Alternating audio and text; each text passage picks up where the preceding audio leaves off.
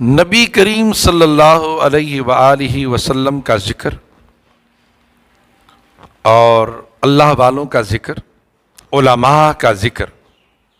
نبی کریم صلی اللہ علیہ وآلہ وسلم نے ارشاد فرمایا کہ میرے غلاموں، صحابہ سے کہا میرے غلاموں جب تم جنت کے باغوں میں سے گزرو، جنت کے باغوں میں سے، تو اپنی خوراک لے لیا کرو، اپنی غذا لے لیا کرو۔ تو عرض کی یا رسول اللہ جنت کے باغ کہاں ہیں؟ تو میرے آقا علیہ الصلوۃ والسلام نے فرمایا کہ علماء کی مجلس اور اللہ اور اس کے رسول کا ذکر جو ہے یہ جنت کے باغوں میں سے باغ ہے، جنت کے باغات ہیں، اس میں جایا کرو اور اپنی روح کو تازہ کرو، اپنی روح کی غذا لے لیا کرو۔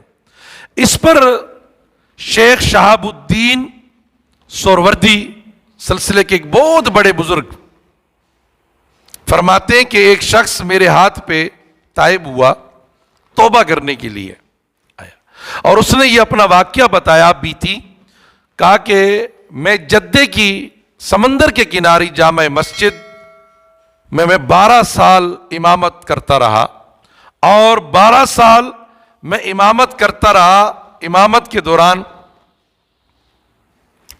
میں وہاں پر اللہ کا ذکر کرتا تھا، صرف اللہ اللہ کرتا تھا۔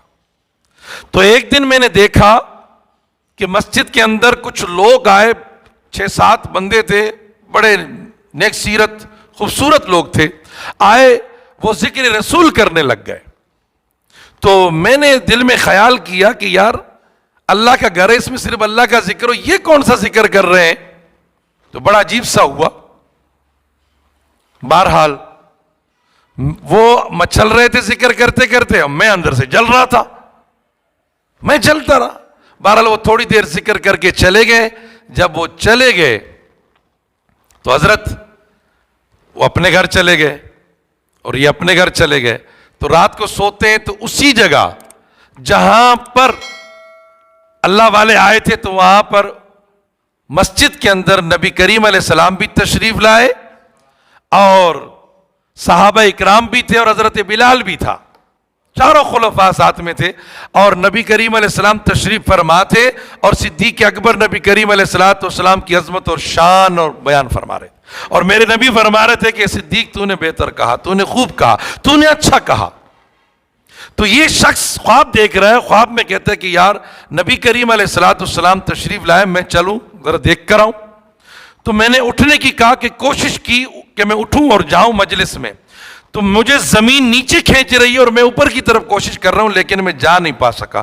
3 دفعہ میں نے کوشش کی لیکن میں نہیں جا سکا۔ ایک آواز میرے کانوں میں آئی کہ نادان، اس وقت تو مجلس رسول میں نہیں آ سکا جاگتے ہوئے، اب سوتے ہوئے تو کیسے مجلس رسول میں آئے گا؟ تو کہا کہ جہاں بھی ذکر اولیاء ہو، ذکر رسول ہو، علماء حق، علماء ربانیین کی مجلس ہو، ان کی صحبت میں بیٹھ جائے، یہ علماء کی مجلس میں بیٹھ جائیں۔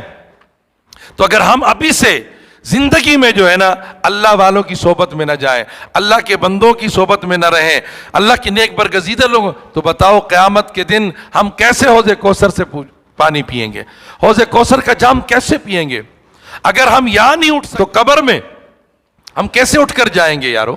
تو اس لیے عادت بنا لو کہ جہاں بھی رسول اللہ کا ذکر ہو، جہاں بھی اللہ کا ذکر ہو، جہاں بھی اہل اللہ کا ذکر ہو، جہاں بھی علی کا ذکر ہو، نبی کا ذکر ہو، ولی کا ذکر ہو، ہمیں وہاں پہنچنا چاہیے اور ہمیں محبت ہونی چاہیے، اور اس محبت کو لے لیں۔ یقیناً یہی محبت تمہیں دنیا بھی پار کر دے گا اور تمہاری آخرت بھی پار کر دے گا۔ اللہ تبارک و تعالی ہمیں علماء کی مجلس عطا فرمائے اور ان علماء دین کی محبتیں عطا فرمائے۔